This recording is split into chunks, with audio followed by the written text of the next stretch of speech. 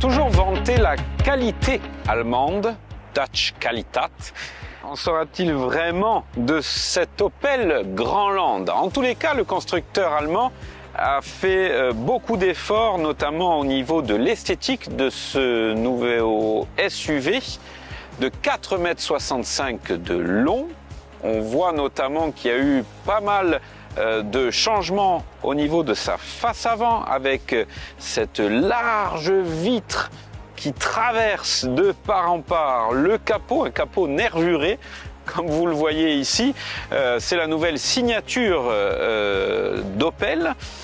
Dans cette face avant vitrée qui renferme les optiques, on remarque les nombreuses LED qui équipent les deux blocs optiques, 50 000 LED de chaque côté. Un jeu de lumière même est proposé quand vous allumez le véhicule. En roulant, c'est plutôt pas mal. C'est très moderne en tout cas. Et puis j'aime particulièrement cette couleur cuivrée. Elle est de série. Je trouve que c'est plutôt sympa à l'œil, c'est agréable. En tous les cas, au niveau esthétique, c'est plutôt réussi.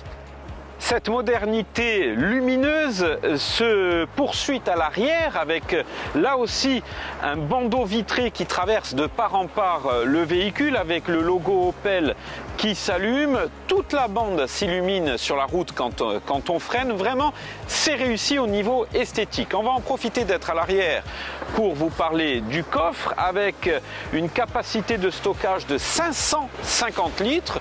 On va dire que c'est plutôt pas mal pour le secteur. Il s'ouvre électriquement, mais il s'ouvre également simplement avec le pied comme ceci, comme sur de nombreux autres SUV. Alors la capacité de stockage, si vous basculez les banquettes arrière, passe à 1645 litres. C'est plutôt pas mal pour un SUV de ce gabarit. Ouverture et fermeture et démarrage sans clé évidemment pour cet Opel Grandland qui partage sa plateforme avec le Peugeot 3008. À l'intérieur également il y a des similitudes avec son cousin français, même si la dalle numérique ici est différente du Peugeot 3008 qui lui retrouve des écrans un peu plus sur le dessus on va dire. Là nous avons une dalle de 16 pouces qui est tout en longueur, qui partage par contre le même logiciel que sur les véhicules du groupe Stellantis. Logiciel on va dire assez classique, assez ludique, assez facile à prendre en main, même s'il n'est pas extrêmement rapide, il est quand même assez complet. On a une sellerie qui est chauffante avec un volant chauffant également. On a pas mal de connectiques dans la console centrale, dans la coudoir centrale avec des chargeurs USB ici et un chargeur à induction ici. Alors j'ai pas trop compris mais Opel a choisi de mettre une tablette en plexiglas je dirais ici pour protéger le téléphone, en tous les cas pour que l'on voit le téléphone à travers, mais la question se pose comment va vieillir cette petite tablette en plexiglas dans le temps. Je suis un petit peu sceptique à ce niveau-là. Le volant, il est classique, basique, très simple. On a des boutons en relief, je dirais, enfin de véritables boutons. On n'est pas sur du tactile. Finalement, je préfère parce que parfois le tactile c'est pas terrible, ça vieillit pas très bien. On en a également ici pour les commandes principales et pour le verrouillage du véhicule. On a un panneau de commande des vitres électriques dans la portière ici qui est somme toute classique également. Quelques vides-poches, notamment dans la coudoir centrale ici qui est assez profond, très profond même. Et puis sinon pas grand chose d'exubérant, on va dire que c'est assez classique mais complet. On a un toit ouvrant ici avec un volet déroulant électrique et puis encore des petits vides-poches ici dans le plafonnier. Voilà, c'est quand même assez complet pour un véhicule de cette gamme. Vous savez l'importance des places à l'arrière d'un SUV, et bien là il y a un espace très important pour les passagers. J'ai laissé mon siège avant en position de conduite et regardez l'espace que j'ai entre les genoux et le fauteuil, c'est vraiment très impressionnant. On est confortablement installé. La sellerie est très agréable. On a un rappel de climatisation ici sans commande. La commande demeure centralisée à l'avant, mais on a quand même un rappel. On a quelques vides-poches ici, bien sûr toujours le confort du toit ouvrant. Et puis un accoudoir central avec des portes gobelets ici, un accoudoir qui se transforme en trappe à ski. C'est bien de le noter parce que ce n'est pas toujours le cas. Franchement, là on est très bien assis. Les passagers ne sont absolument pas lésés dans cet Opel Grandland.